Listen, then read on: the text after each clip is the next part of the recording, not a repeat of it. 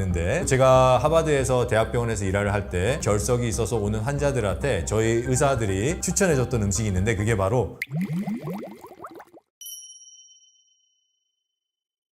만성신장 질환의 환자 수가 아주 가파르게 증가하고 있는데, 그 가장 큰 이유는 당뇨, 고혈압의 원인을 해결하지 않았기 때문에 그렇습니다. 당뇨와 고혈압 둘 다 혈액순환 저하를 일으키는 심각한 질병들입니다. 신장은 정말 핏덩어리인 장기예요. 그쪽으로 혈액순환이 잘 돼야지 이게 유지가 되는데, 당뇨와 고혈압을 치유할 때 원인을 치유하지 않고 증상만을 치유합니다. 당뇨도 보면은 혈당 관리를 하지 혈액순환을 좋게 하지는 않아요. 고혈압도 마찬가지예요. 우리가 먹는 고혈압 약을 자세히 살펴보면 혈관이 막힌 원인을 해결하지 않고 혈관을 확장을 시킵니다. 그러면은 혈압은 떨어지지만은 그 안에 혈관을 막고 있는 원인은 그대로 존재를 하게 됩니다. 그래서 이거를 해결해 주지 않기 때문에 점점 만성 신장 질환 환자들이 많아지고 있습니다. 그리고 또 하나 안타까운 사실은, 이러한 사실을 환자분들이 잘 교육을 받지 못하고 있다는 겁니다. 당뇨가 시작되면은 정기적으로 신장내과에서 검진을 받고 내 신장이 어떠한 상태인지 알고 거기에 맞게끔 예방하는 식생활 습관을 해야 되는데, 심각하게 결여가 돼 있는 상태입니다. 만성신장 질환이 정말 무서운 이유는 투석이라는 것 때문에 그런데요. 투석을 받게 되면은 삶의 질이 떨어지는 것뿐만 아니라 사망률이 증가합니다. 꼭 거기까지 가지 않더라도 우리 신장의 기능이 떨어지게 된다면은 여러 가지 일들이 일어날 수가 있습니다. 신장은 우리 몸에 있는 독소를 소변을 통해서 배출하는 기관인데, 기능이 떨어지게 된다면은 어떠한 일이 일어날까요? 바로 독이 쌓이게 됩니다. 독을 배출하기 위해서 우리 몸에서는 강력한 해독인자인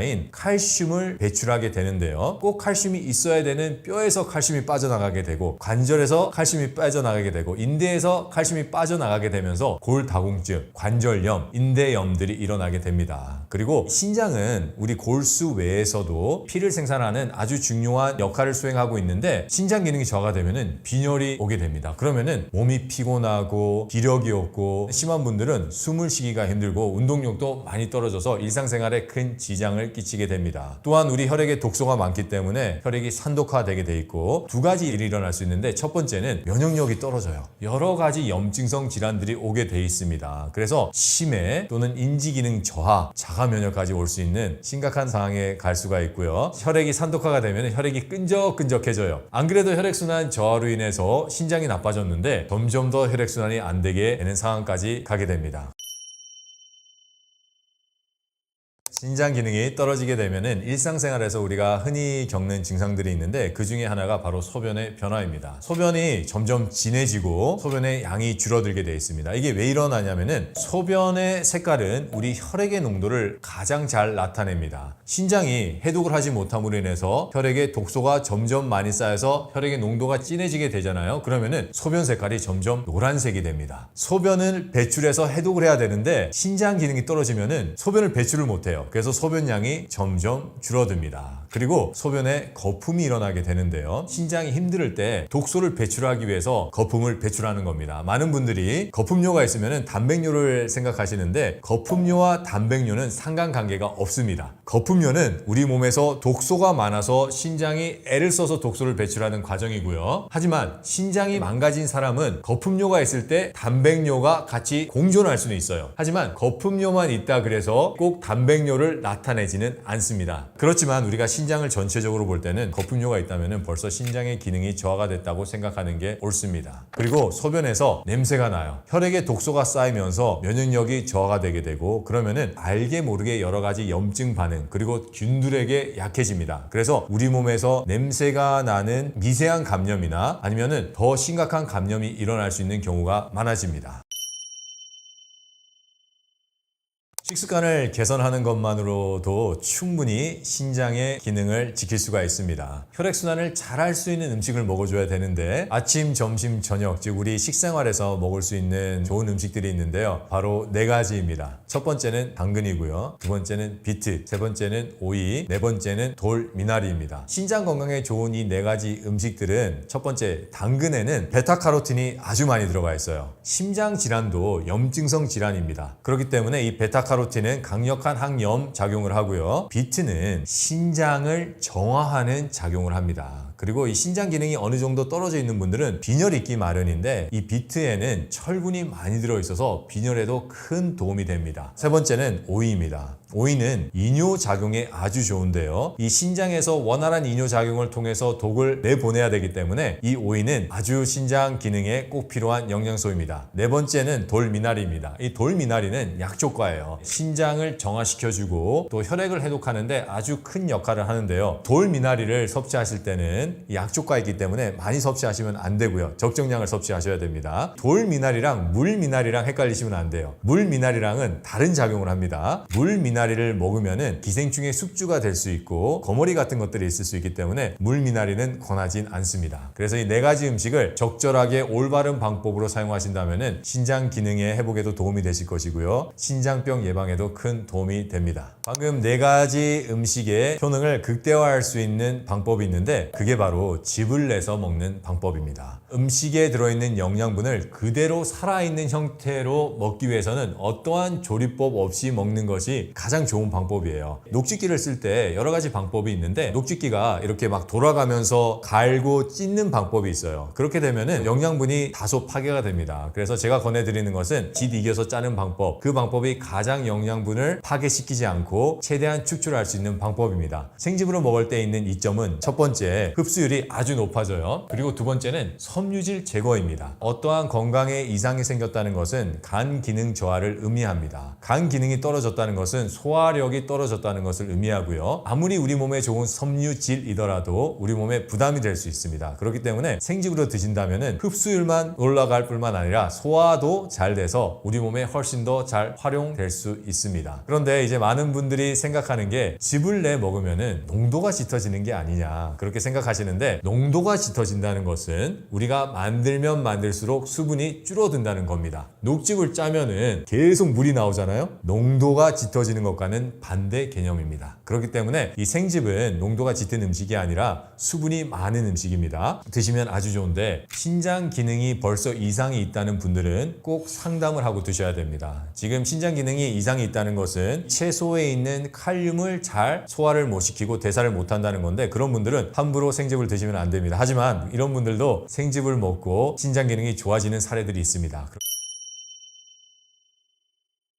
건강한 신장을 유지시켜주는 최고의 음식은 바로 신과일입니다. 어떠한 음식군보다도 가장 혈액순환에 도움이 되는 음식입니다. 유기산이 정말 풍부한데 이 유기산이 정말 독특한 게 산의 역할도 하지만은 간으로 와서는 일정한 유기산들은 알칼리화가 돼요. 그래서 산과 알칼리화가 공존하면서 유기산은 혈관을 깨끗하게 청소하고 알칼리는 산화됐던 혈액을 약알칼리화시키는 놀라운 해독의 능력을 가지고 있습니다. 그렇기 때문에 신과일을 열심히 드셔야 되고요. 또 이 비타민 C와 E는 아주 강력한 해독 작용을 하는데 신장 기능이 떨어져서 혈액에 독소가 쌓이잖아요. 그 쌓인 독소를 이 비타민 C와 E는 아주 효과적으로 배출을 합니다. 플라보노이드, 폴리피놀 이런 것들은 혈관의 벽을 재생시킬 뿐만 아니라 혈관을 탄탄하게 만드는 역할까지 합니다. 그렇기 때문에 신장 기능을 유지하고 예방하고 건강하기 위해서는 신과일을 꼭 드셔야 됩니다. 만성신장 질환은 우리가 1기, 2기, 3기, 4기, 5기로 나눠놨는데요. 이게 바로 사구체 여과율을 베이스에서 나눠온 단계입니다. 내가 3기, 4기, 5기라면은 정말 유념하셔야 되고요. 2기인 환자분들도 꼭 상담을 통해서 과일을 섭취하셔야 돼요. 왜냐면은 신장 질환을 회복하기 위해서는 신과일은 필수입니다. 하지만은 지금 먹을 수 있는 몸의 상태가 아닌 분들이 너무 많아요. 질병의 치유에 꼭 필요한 신과일을 먹지 않으면은 먹을 수 있는 방법을 만드셔야 되는데, 내가 만성신장 질환이 있다 2기부터 5기까지의 환자들은 꼭 유의하시고 주의하셔서 과일을 섭취하시고 상담을 통해서 하기를 저는 꼭 권해드립니다.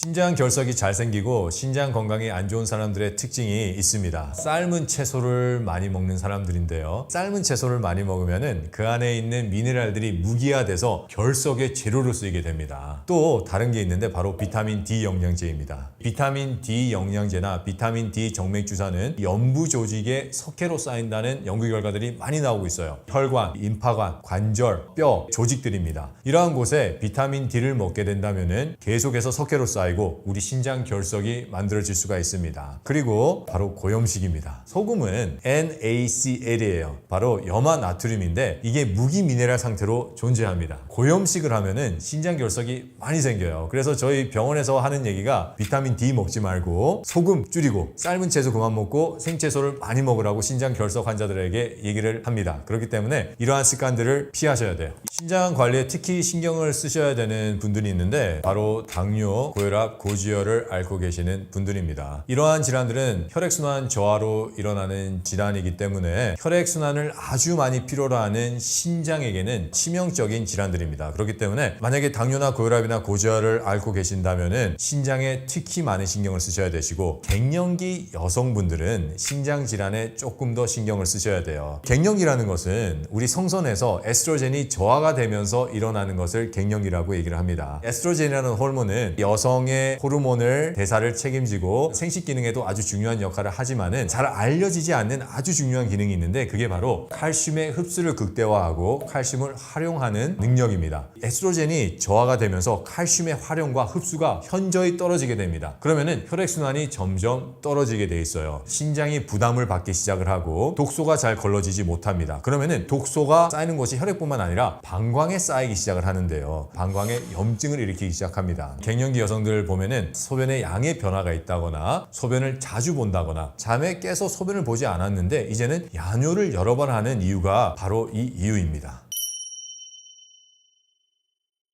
좋은 음식을 먹는 것만큼 신장 건강에 좋은 생활 습관들이 있는데요. 첫 번째는 충분한 물 섭취입니다. 물을 충분히 먹어줘야지 혈액의 농도가 적당해지고 이 적당한 용도가 있어야지 소변 배출이 원활하게 일어납니다. 그래서 물을 먹어주는 것은 아주 중요한데요. 물 먹는 방법이 있습니다. 쉽게 생각을 할 때는 첫 번째, 목이 마르면 무조건 드셔야 돼요. 물이 부족하다는 신호입니다. 우리 내신경이 보내는 신호고요. 두 번째는 내 소변색이 짙다. 그러면은 무조건 소변색이 투명해질 때까지 물을 드셔야 됩니다. 그러면 물은 언제 먹으면 좋으냐? 첫 번째, 일어나자마자 미지근한 물을 한번 드세요. 우리가 잘 때는 충분한 수분 섭취가 없기 때문에 우리 혈액의 농도가 어느 정도 짙어져 있는 상태입니다. 300에서 많게는 500cc 정도를 먹어주면은 이 물은 소화가 필요가 없어요. 그래서 막바로 소장에서부터 흡수가 일어납니다. 빠른 시간 안에 우리 혈액의 농도를 옅게 만들어주고 해독하는 역할을 합니다. 그리고 식사 시간대를 피하셔야 돼요. 식사 시간 바로 전이나 식사 시간 바로 후 또는 식사 시간에 물을 먹게 된다면은 위산이 희석이 됩니다. 안 그래도 현대인들은 수많은 과로나 안 좋은 식생활 습관 때문에 거의 다 위산이 저하가 돼 있거든요. 많이 나오지가 않거든요. 그래서 소화가 잘 안 되는 상황에서 물까지 섭취해서 희석이 된다면 더 안 좋아요. 그래서 위에서 비워지는 시간은 보통 한 2시간에서 2시간 반입니다. 식사 후에 2시간 반 후에 물 드시는 게 좋고요. 그렇다면 하루에 얼마나 먹어야 될까인데 하버드에서 한 연구를 보면은 성인 남자들은 3.7리터를 먹어라. 그리고 여자는 2.6리터를 먹어라 그러는데 이거는 물만 얘기한 것이 아니라 우리가 먹는 음식에도 수분이 있기 때문에 같이 포함한 거예요. 그렇기 때문에 물만으로 생각을 했을 때는 하루에 8잔에서 10잔 정도의 물을 마셔주는 것은 아주 좋은 습관입니다. 신장 건강과 결석을 예방하는 식습관이 있는데 그게 바로 레몬즙이에요.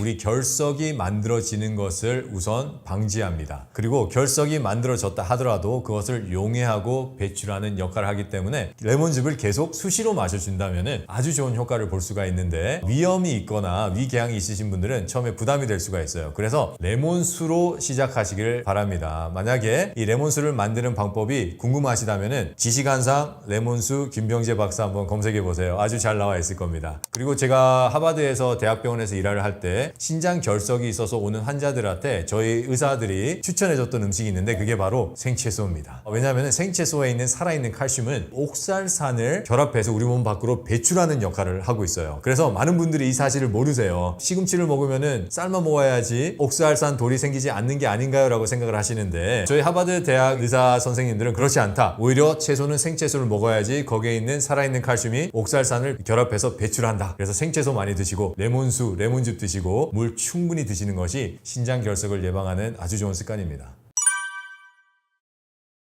비만을 얘기할 때 너무 많이 먹고 움직이지 않아서 걸리는 질병이라고 생각을 하시는데 그렇지 않습니다. 간이 원활하게 일을 할 수 있는 영양을 충분히 공급한다면 아무리 먹어도 살이 빠지는 식생활을 하게 되는데요. 이 친구가 한 방법은 뭐냐면은 당근과 씨앗을 같이 짠 당근 씨앗즙으로 식사를 다 대처하고 중간중간에 레몬즙 많이 먹고 130kg 정도 나가던 친구가 3개월 만에 60kg가 빠졌어요. 그렇기 때문에 사과나 이런 신과일들을 많이 드셔주면 다이어트에 아주 효과적입니다. 하지만 이렇게 좋은 음식들이더라도 꼭 주의해야 될 점이 있는데요.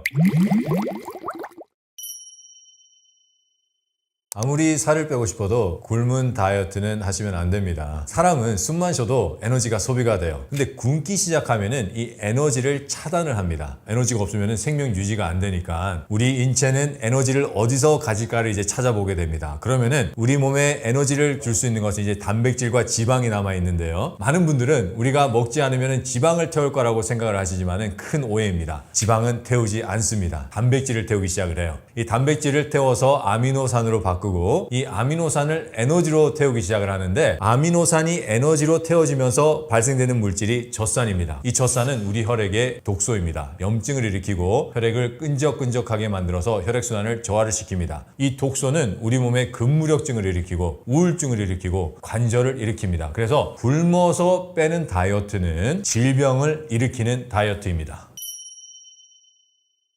비만의 원인은 에너지 대사를 하지 않고 저장 대사만 하면서부터 일어나는 게 비만입니다. 에너지 대사를 하게끔 몸을 만들어야지 비만에 걸리지 않고 비만에서도 나을 수가 있는데 에너지 대사를 담당하는 기관은 우리 몸에서 크게 두 가지입니다. 하나는 간이고 두 번째는 근육입니다. 그 중에서 가장 중요한 것은 간이에요. 그래서 우리가 식생활을 할 때 간이 편안한 식생활을 해주고 간이 원활하게 일을 할 수 있는 영양을 충분히 공급한다면 아무리 먹어도 살이 빠지는 식생활을 하게 되는데요. 그 식생활에 꼭 필요한 게 바로 생채소, 신과일입니다. 우리가 생채소를 많이 먹어주면은 간이 일을 할 때 꼭 필요한 재료인 비타민, 미네랄 효소가 풍부하고 죽은 상태가 아니라 살아있는 상태예요. 그 말은 우리 몸에서 가장 활용을 잘 할 수 있는 상태에 있다는 건데 그 상태로 먹어줘야지 우리 간이 그 영양을 가져다가 일을 하기 시작을 하고 에너지 대사를 해서 음식과 에너지를 태우기 시작합니다.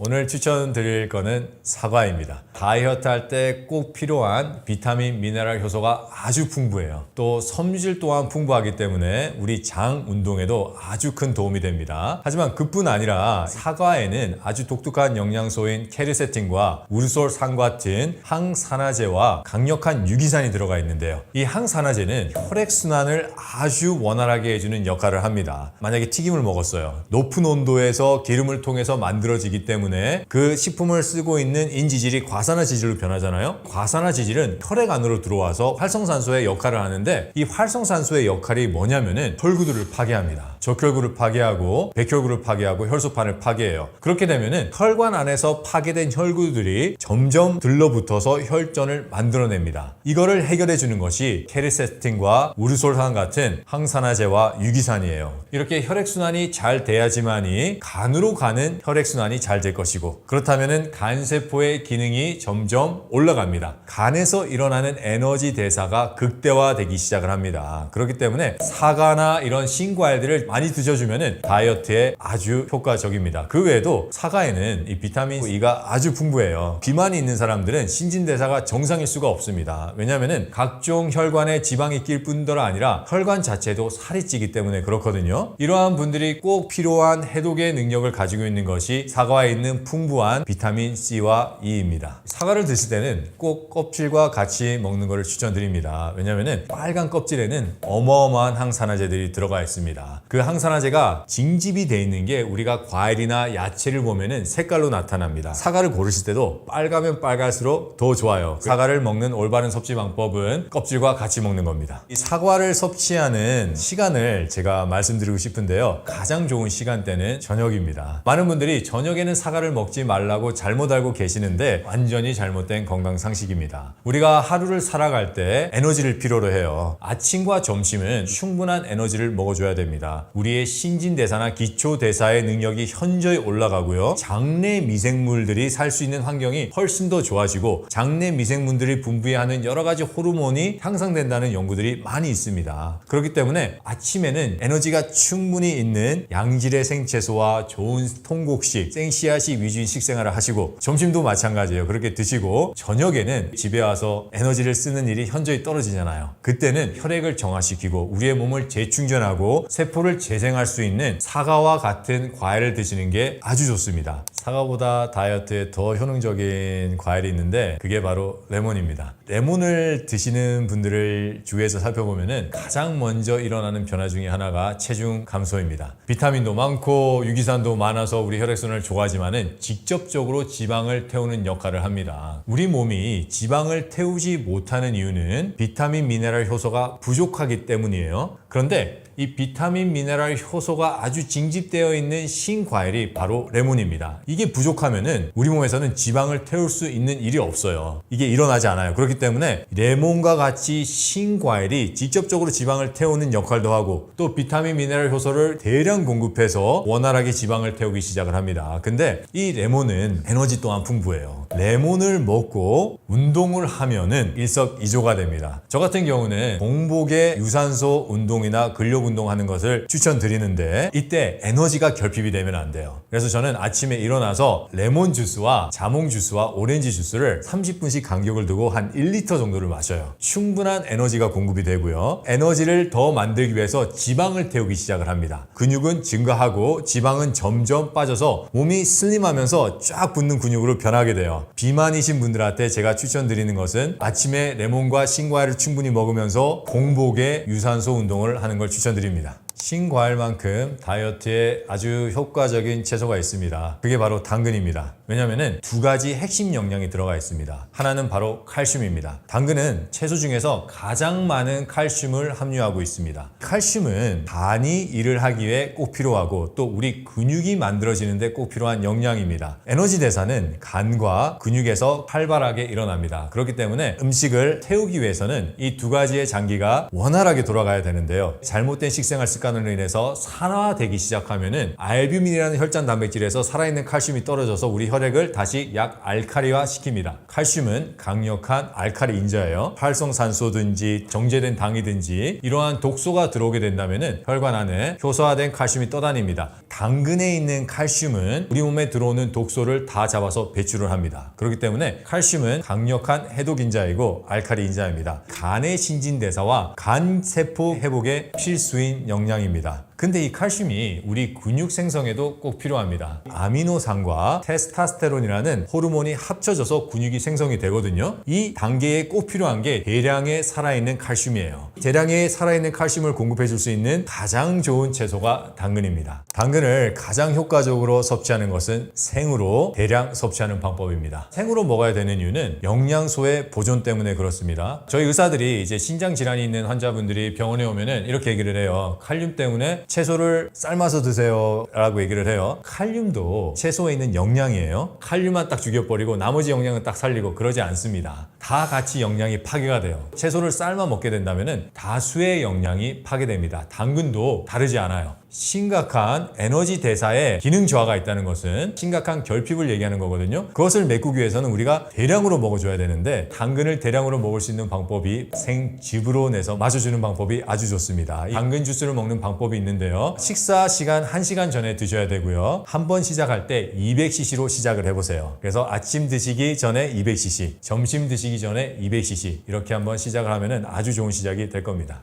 비만을 얘기할 때 너무 많이 먹고 움직이지 않아서 걸리는 질병이라고 생각을 하시는데 그렇지 않습니다. 지방을 태우는 영양은 많이 먹어도 살이 빠지는 것을 제가 많이 경험했는데요. 이 한 친구는 이제 30대 중반인 친구인데 이 친구가 한 방법은 뭐냐면은 당근과 씨앗을 같이 짠 당근 씨앗즙으로 식사를 다 대처하고 중간중간에 레몬즙 많이 먹고 130kg 정도 나가던 친구가 3개월 만에 60kg가 빠졌어요. 비만을 이해할 때는 우리가 먹는 에너지를 태우지 못하는 대사다. 저장만 하는 대사이다. 이것을 해결하기 위해서는 많은 양의 비타민, 미네랄, 효소를 필요로 한다라고 생각하시는 게 올바른 이해이고 비만의 근본 원인을 해결하는 가장 좋은 방법입니다.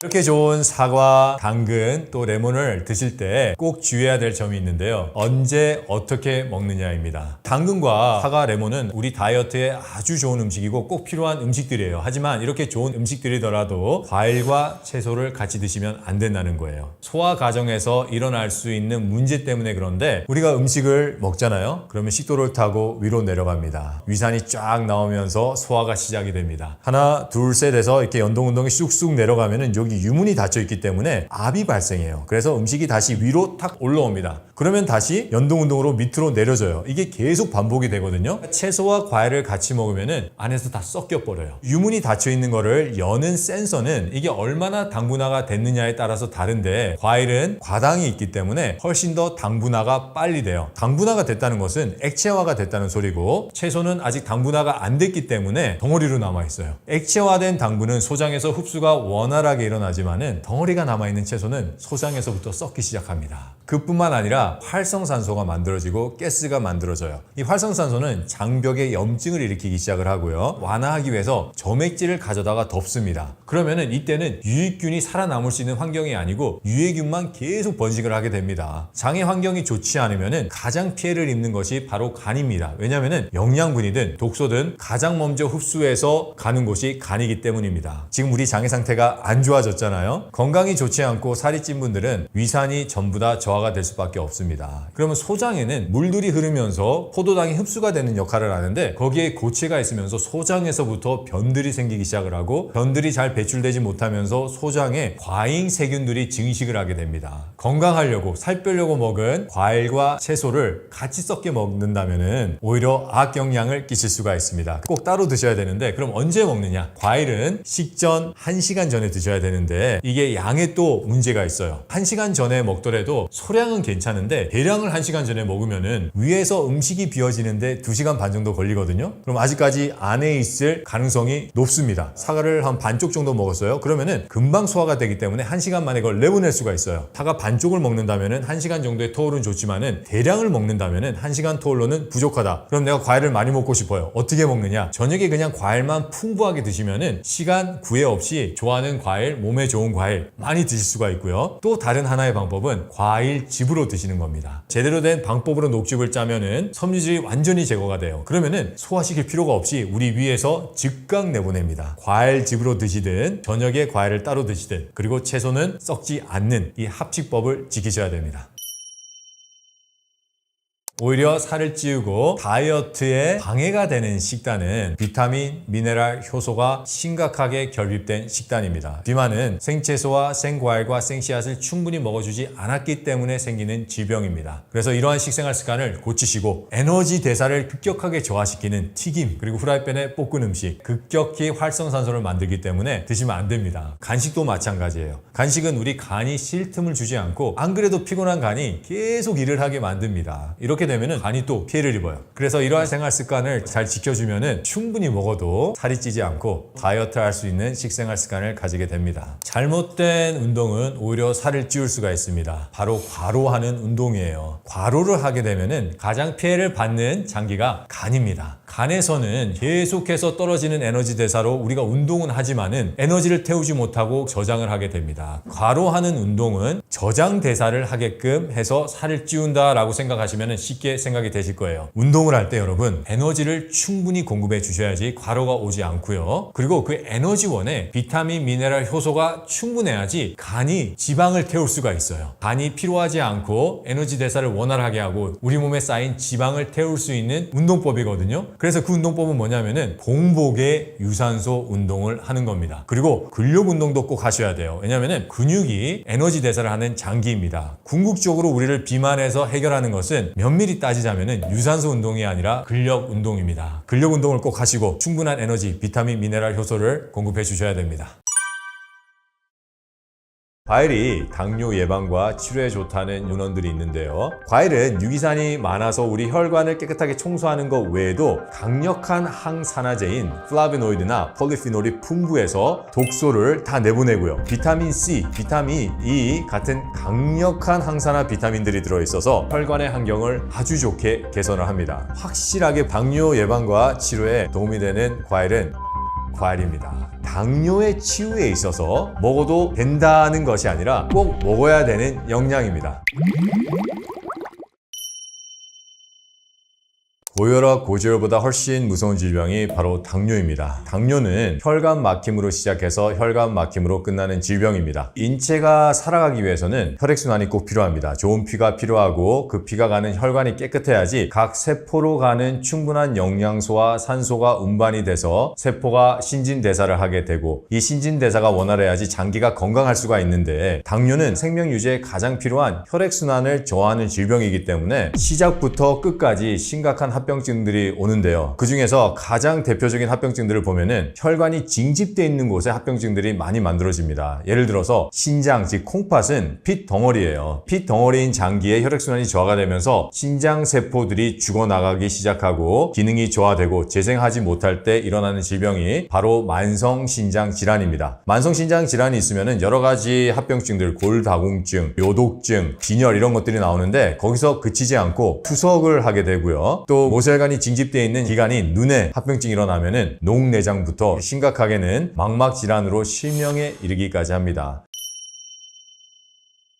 당뇨가 어떻게 시작되는지를 알아야 되는데요. 우리가 식사를 하잖아요. 포도당으로 바뀌어서 소장으로부터 흡수가 되기 시작합니다. 흡수가 된 이 포도당은 간으로 가요. 그러면은 간에서 에너지 대사가 일어나기 시작을 하는데 이때 췌장에서 생산되는 인슐린이라는 호르몬을 통해서 에너지 대사를 시작하게 됩니다. 간에서 포도당을 어느 정도는 우리 혈중으로 내보내고 어느 정도는 간에 글리코젠이라는 형태로 저장을 하고요. 나머지는 우리 피하 지방이나 근육에 저장을 합니다. 근데 이때 간 기능 세포의 저하로 인해서 이 일이 잘 되지 않을 때 공복혈당은 150 이상이 되기 시작을 합니다. 이것이 바로 당뇨의 초기 단계나 벌써 당뇨에 걸린 상황인데요. 이거를 자세히 살펴보면은 바로 간 기능의 저하로부터 에너지 대사의 저하가 당뇨의 시초입니다. 이렇게 될 때 현대인들이 간을 피로하게 하는 생활 습관이 당뇨에 걸리게 하는 습관입니다. 그 습관들은 크게 7가지가 있는데요. 첫 번째는 비타민, 미네랄 효소가 결핍된 식생활입니다. 이 비타민, 미네랄 효소는 간이 기능을 할 때 꼭 필요한 겁니다. 하지만 우리가 식생활을 할 때 살아있는 비타민, 미네랄 효소를 먹어주지 않아요. 생채소와 생씨앗이 결여된 식생활을 합니다. 두 번째는 소화불량입니다. 이 소화불량이 되게 되면은 음식이 소장 안에서 썩게 되고 가스가 발생해요. 소화불량을 일으키는 습관이 있는데 그게 바로 과식, 간식, 충분히 씹지 않는 것, 그리고 식사 시간을 규칙적으로 하지 않는 것, 합식법을 지키지 않는 것입니다. 세 번째는 채소와 산나물 같이 섬유질이 많은 것을 삶은 식생활과 정제된 탄수화물을 많이 먹는 식생활 습관인데요. 이렇게 되면은 우리 장에 이것들이 껴요. 장벽에 붙어서 염증을 일으키고 장의 환경이 점점 나빠지고 유해균이 점점 번식을 합니다. 네 번째는 과로예요. 요즘 너무나 바쁜 생활에서 우리가 과로를 하게 될 때 피로 물질들이 나오고 더 심각한 거는 활성산소가 배출되게 됩니다. 이런 식으로 우리의 식생활과 과로하는 생활 습관이 뇌신경 세포의 기능 저하로 이어지고요. 뇌신경 세포가 스트레스를 잘 감당하지 못하는 상태까지 가게 됩니다. 하지만 우리가 스트레스를 계속 받을 수밖에 없잖아요. 그 스트레스를 풀려고 술과 담배를 하게 되면은 벌써 불붙은 간에 기름을 붓는 격이 되는 겁니다. 이러한 생활 습관들이 간을 나쁘게 하고 제대로 에너지 대사를 하지 못함으로 인해서 생기는 것이 바로 당뇨의 초기 단계입니다.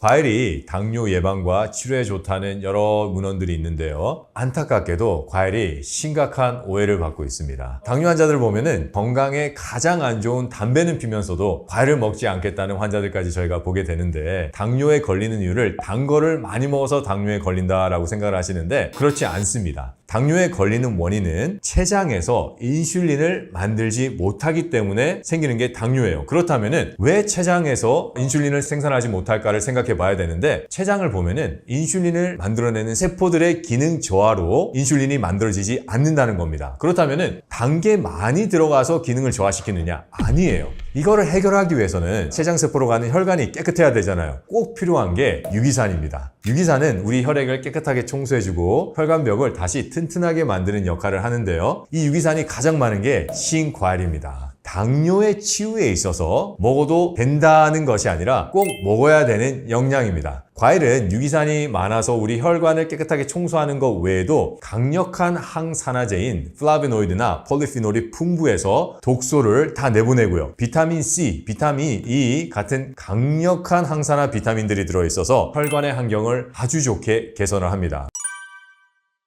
요즘에는 단 과일이 많아져서 어떤 과일은 설탕보다 더 달게 느껴지는 과일들이 있습니다. 하지만 이런 과일들조차도 당뇨 환자들이 먹어도 괜찮습니다. 우리가 과당을 얘기할 때는 두 가지의 과당이 있습니다. 한 가지의 과당은 정제된 과당이고요. 다른 과당은 천연의 과당, 즉 과일 안에 있는 과당을 얘기합니다. 정제된 과당은 빵, 국수, 시리얼, 과자 이러한 과당은 우리 몸에 들어와서 간에 지방으로 끼고요. 혈관을 막는 역할을 하고 염증을 일으키는 역할을 합니다. 하지만 이 천연의 과당, 즉 과일에 있는 과당은 정제된 과당과는 달라요. 비타민, 미네랄, 효소에 둘러싸여 있는 하나의 응집체예요. 이 응집체가 있기 때문에 천연의 과당은 우리 몸에 들어와서 좋은 에너지원이 되기도 하고요. 혈관을 청소해 줄 수 있는 비타민, 미네랄, 효소가 같이 존재하기 때문에 우리의 혈액순환을 원활하게 해주는 역할을 합니다. 하지만 비타민, 미네랄, 효소를 딱 제거하면은 과일에 있는 과당도 정제된 과당과 보면은 똑같기 때문에 많은 사람들이 오해를 하는데, 과일은 그렇게 이해를 하시면 안 되고 비타민, 미네랄, 효소와 같이 존재하기 때문에 이게 다르다라고 생각을 하셔야 됩니다. 이거를 아주 확연하게 잘 보여주는 연구가 있는데요. 미국 UC 샌프란시스코라는 의과대학이 있습니다. 대사증후군이 있는 아이들을 모아서 두 그룹으로 나눴습니다. 다른 음식은 그대로 다 먹었어요. 한 가지 딱 구분을 둔 게 뭐냐면은 그룹 A에서는 계속 과자를 먹이고 정제된 과당이에요. 그룹 B는 그 정제된 과당을 과일로 바꿨어요. 딱 달라진 거는 아무것도 없어요. 일부러 체중도 그대로 뚱뚱하게 유지를 했어요. 그래서 딱 달라진 거는 정제된 과당을 과일에 있는 천연의 과당으로만 바꿨을 뿐인데, 이거를 먹은 아이들의 건강이 엄청 좋아졌습니다. 정제된 과당과 천연의 과당의 차이점을 확실하게 보여준 연구입니다.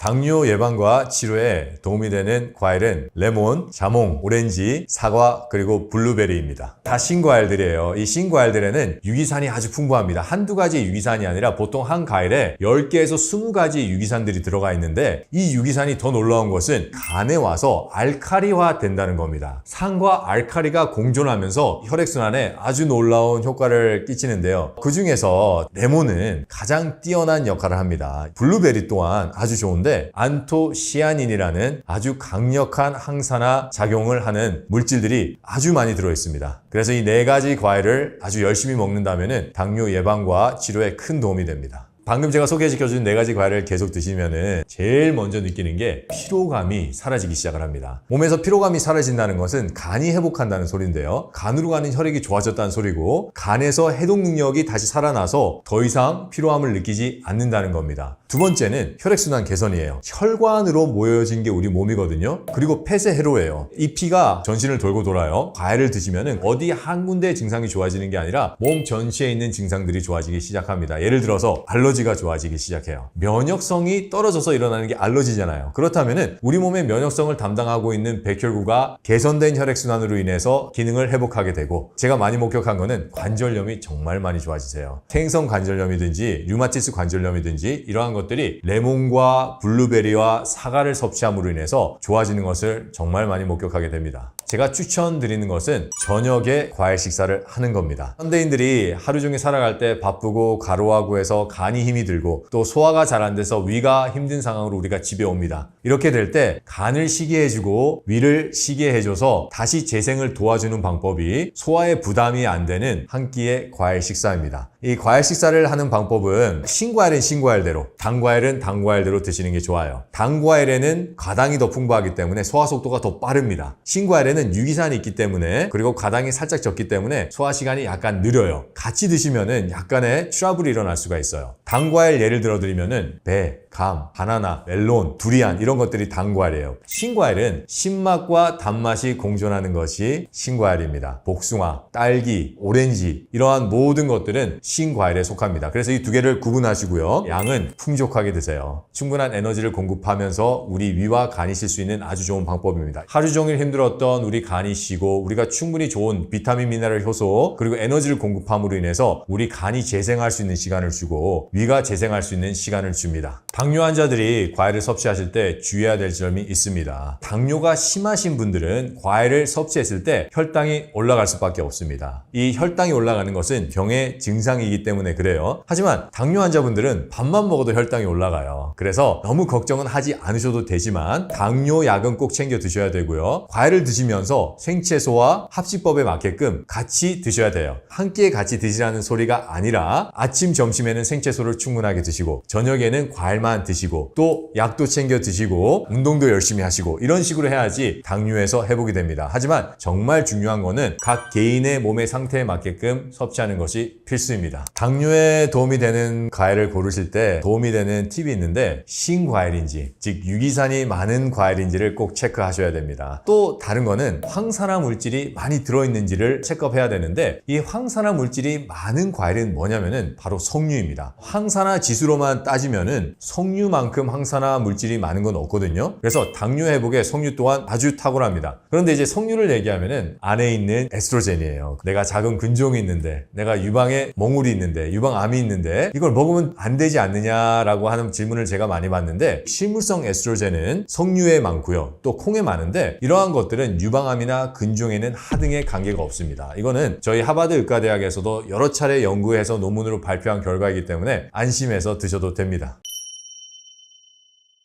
지금 당뇨가 싫고 옆에서 당뇨에 걸리는 많은 사람들을 봐서 내가 정말 당뇨라는 병에 걸리기 싫다. 그래서 예방을 꼭 해야 되겠다. 아니면 내가 이제 당뇨에 걸려서 지긋지긋하다. 합병증도 지긋지긋하다 하는 분들이 꼭 끊어야 되는 세 가지 음식이 있는데 첫 번째는 삶은 섬유질입니다. 이 삶은 섬유질을 먹게 된다면 그 안에서 많은 무기 미네랄들이 일어나게 돼 있어요. 채소를 데쳐 먹는다든지 삶아 먹는다든지 산나물을 먹는다는 건데 혈관 건강에 아주 좋지 않습니다. 그렇기 때문에 최소화시켜야 되고요. 우리 혈관을 막는 점액질을 생성하는 음식들입니다. 점액질을 생성하는 음식들은 바로 맵고 짜운 음식입니다. 옛날에 술을 먹고 매운 해장국을 먹으면 콧물이 나오고 가래가 끼는 것을 알고 있는데 그만큼 빨리 자극적인 음식에서 대비하기 위해서 점액질을 생성해내고 그 점액질은 우리 혈관을 막는 역할을 합니다. 맵고 짜운 음식 줄이셔야 됩니다. 그 다음 음식은 바로 튀김입니다. 높은 온도에서 기름을 가열해서 튀기기 때문에 식품에 있는 모든 영양을 파괴할 뿐만 아니라 식품을 둘러싸고 있는 인지질을 과산화 지질로 바꾸는 역할을 하는데 바로 활성산소입니다. 혈관벽에 염증을 일으키는 가장 중요한 원인입니다. 그래서 제가 말씀드린 이 세 가지 음식을 꼭 끊으셔야 됩니다. 당뇨를 예방하는 최고의 생활습관은 바로 간을 편안하게 하는 생활습관입니다. 간을 괴롭히지 않아야지 당뇨의 시작조차 하지 않거든요. 간을 편안하게 해주는 생활습관이 뭔지 한번 살펴봐야 되는데 첫 번째는 소화불량이 없는 식생활 습관을 가져야 됩니다. 우리가 소화불량이 생기게 되면 음식이 장에서 썩어서 방기가 발생합니다. 이 방기가 발생할 때 활성산소가 같이 만들어지는데요. 두 번째는 삶은 섬유질이나 정제된 탄수화물을 많이 먹게 되면 우리 장벽에 쌓이게 되고 장주름이 있거든요. 그 주름에 계속 끼게 돼 있어요. 유해균을 번식시킵니다. 세 번째는 과로를 하시면 안 돼요. 스트레스를 잘 감당할 수 있도록 햇볕도 하루에 적어도 1시간 정도는 쬐어주시고 또 식생활도 잘 챙겨 드셔서 스트레스를 잘 감당하는 생활 습관을 하셔야 되고요. 무엇보다도 술, 담배를 하시면 안 됩니다. 술, 담배는 우리 간에 가장 직접적으로 큰 피해를 주는 거기 때문에 술, 담배를 끊으셔야 됩니다. 이렇게 간을 편안하게 해주는 생활 습관을 하게 된다면 간세포가 기능을 원활하게